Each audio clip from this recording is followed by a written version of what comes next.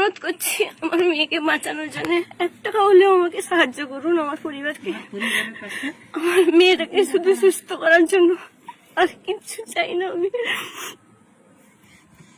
মানে আমি হাত জোড়ো করে অনুরোধ করছি এই বার্তাটা প্লিজ শেয়ার করবেন। কেন বলছি, আজকে মহালয়ার পূর্ণ দিনে আমার কাছে মা লক্ষ্মী দাঁড়িয়ে আছে। এ মানে সুস্থ সবল ছিল 2 মাস আগে পর্যন্ত, ক্লাস 5-এ পড়ে, 5ম শ্রেণীতে পড়ে স্কুলে। হঠাৎ এর স্কোলোসিস নামক একটা বিরল রোগ, যেটা লাখে একজনের হয়। বাবা মা দাঁড়িয়েছে পাশে, দাঁড়িয়ে দাঁড়িয়ে কাঁদছে। মানে এর সিদ্ধাটা সাপের মতো বেঁকে গেছে। আমি মানে বলতে পারছি, আমার কষ্ট হচ্ছে।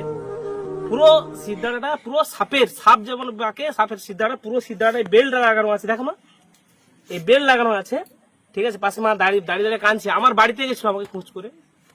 তো আপনাদের কাছে অনুরোধ, পারলে বার্তাটা শেয়ার করবেন। না হলে 2 টাকা হলো বা 1 টাকা হলো আপনি পুজোর বাজার যদি করুন না। আজকে মহালয়ার মাতৃপক্ষের শুরু হচ্ছে, দেবী পক্ষের শুরু হচ্ছে, এদের যে আপনি পুজোর বাজার করছেন 10,000 টাকা, যদি মনে হয় সেখান থেকে এই 50টা টাকা এই বোনটার, এই ছোট্ট মেয়েটা আপনার নিজের মেয়ে মনে করে এর জন্য পাঠাবেন। এর দ্রুত, মানে পুজোর পরে দ্রুত অপারেশন করতে বলেছে। এটা একটা অত্যন্ত বিরল স্কোলোসিস নামক রোগ।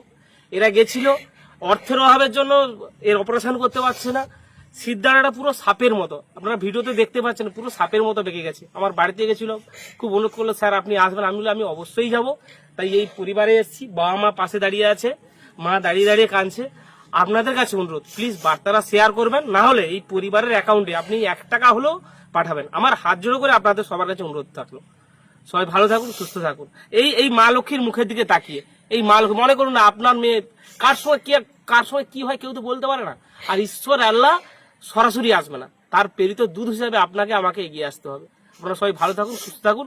আর কামনা করুন আজকে দেবী পক্ষে শুরু হয়েছে, মা দুর্গার আশীর্বাদে যেন এই মা লক্ষ্মী যেন সুস্থ হয়ে যায়।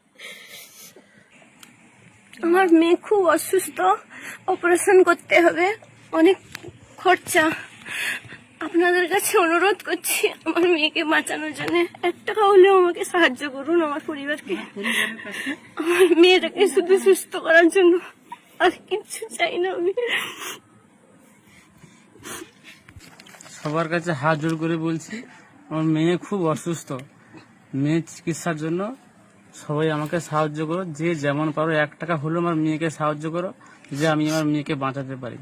ডাক্তারবাবু বলেছে পুজোর পরে অপারেশন করতে। এই রোগ লাখে একজনকে হয়।